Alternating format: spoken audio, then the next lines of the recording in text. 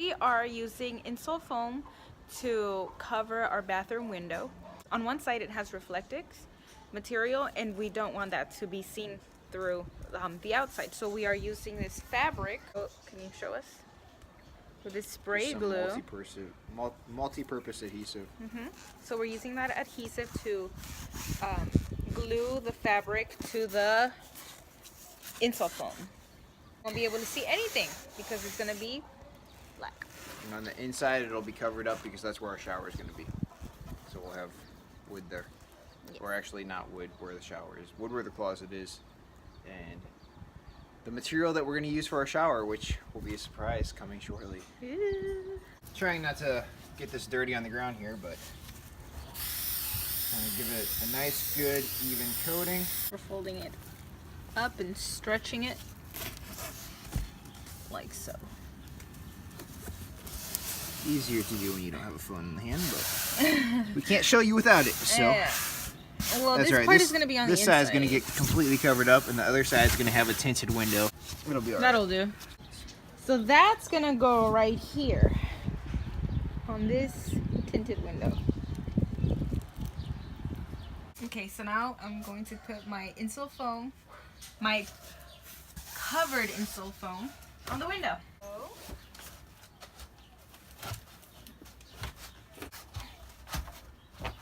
Okay guys, so I'm going to leave you with Joe. He is going to explain everything about the cables that we are installing today. So here you have him. Okay, so we're running all of our cabling through the van. So up in this corner, we're going to have sort of our control panel. That's where we're going to have our charge controller, our fuse boxes, etc., etc. We chose this spot because, well, there are a couple of reasons. One, it's close to where the solar panels are going to come in. And secondly, it's nice because it's close to these channels at the back where I can run my cables from one side of the van to the other or from the top to the bottom. So I can easily connect it to the batteries, and I can also run my cable down through this channel and to the front for the outlets and switches. Alright, so the first thing that you have to think of when you are going to run your electrical system is what all you need wires for. You'll need them for your lights, for your outlets, water pumps, water heaters, etc., etc. So the first thing you want to do is write down a list of everything that's going to have to be hooked up. Once you have your list, you're going to want to go around and just mark where these things are. So right here is where we're going to put the water pump for a shower. We're going to have the water heater back here. We've got some other areas marked up here where we're going to have USB outlet.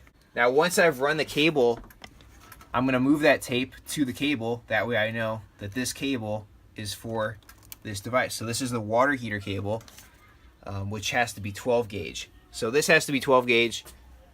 All the other cables that I'm using again are going to be 14 gauge, except for some of the solar specific cables. But for the fridge, for all of my lights and outlets, again, I'm going with 14 gauge just because it was a lot cheaper to buy a big roll of 14 gauge than it was going to be to buy a couple different small rolls of, 18, 20, 16, and 14.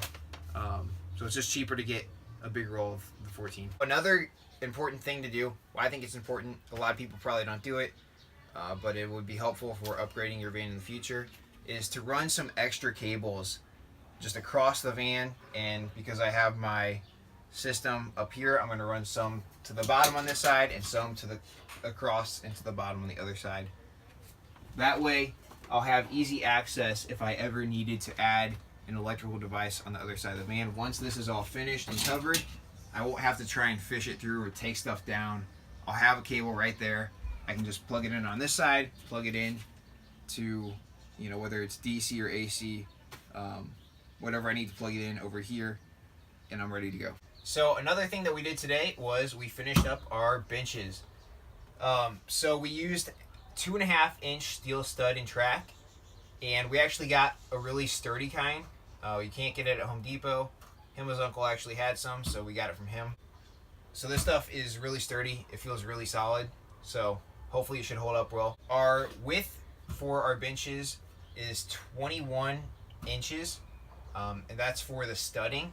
We're gonna put another 1/2 inch sheet of plywood on the you know, what do you call this? The aisle side.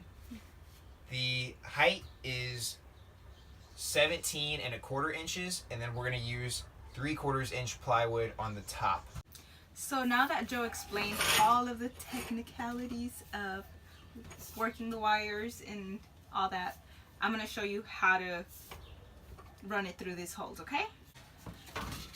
First, you put it in through this hole, and you just find it and pull it. And you want to make sure you're not, if it's stuck, you're not pulling it so hard because you might damage it with this metal, the edges of the metal. So just be really careful. You don't want to damage your cable. So one thing that tends to happen right up here, you have to push that in, otherwise it'll just kind of get stuck against that. Today we're also doing the steel studs for the bathroom. So here is one, and we just have to make it level because we are parked on an unlevel surface. So the cable's routed. As you can see, we have labeled them so that we know what they're for.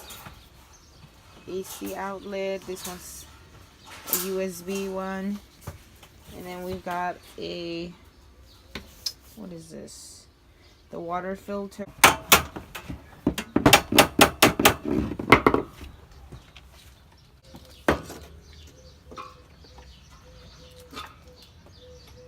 I am standing here in the shower. We have some steel studding happening. Very happy about the result. Not done yet, but it's getting there.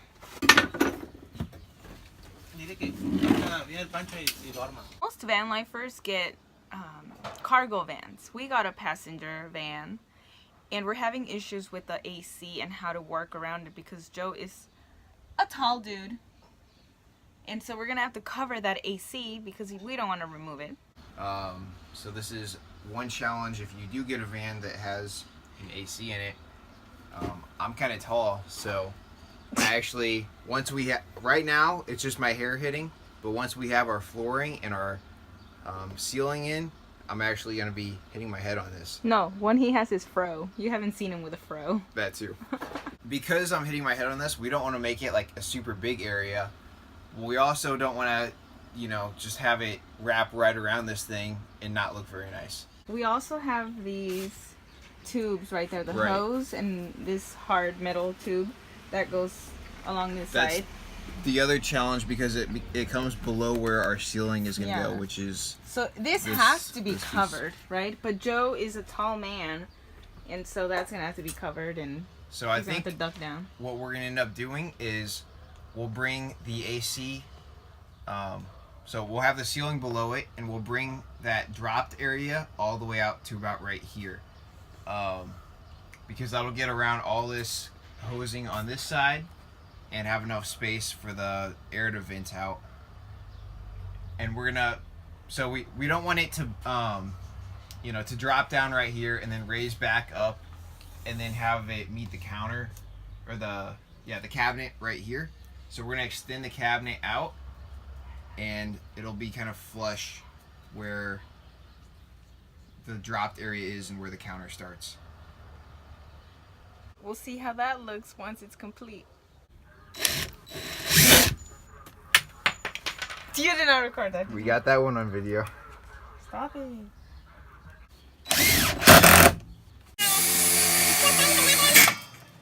Do you fit in the bathroom? Do I fit? ¿No le marcó? ¿No le marcaste? Did you mark it? No. Dile que se debe marcar para que... You're supposed to mark it. You didn't give me a pin. I was trying to. Ah. Dang, now you got. Ah, your ¿verdad? Que revenge. se ríe de mí, que no que se salta nada. Dile. It's because it's at an angle here. How do you keep it from... Sí, ¿cómo le haces? Está en un ángulo. Come at it from the other side?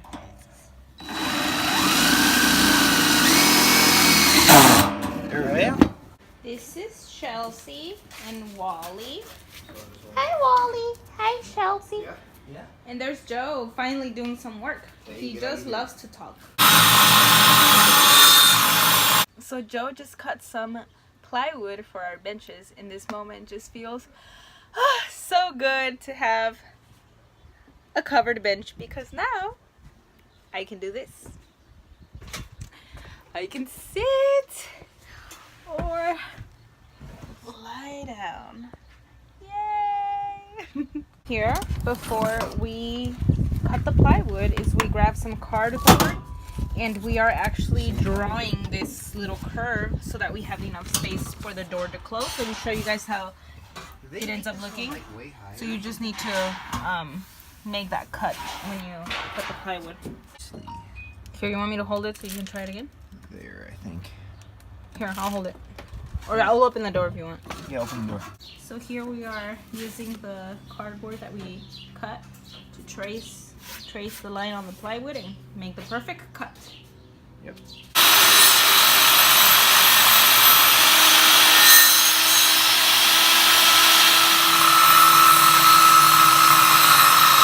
Here we are putting plywood on the sides of our benches. Looking pretty good. So we have this little ledge, and this is where the table is going to rest in order to make our bed. So we have one on this side, one on this other side. And this is going to be completely covered by another little piece of plywood. So we used 3/4 inch plywood for the top. We used 1/2 inch on the sides.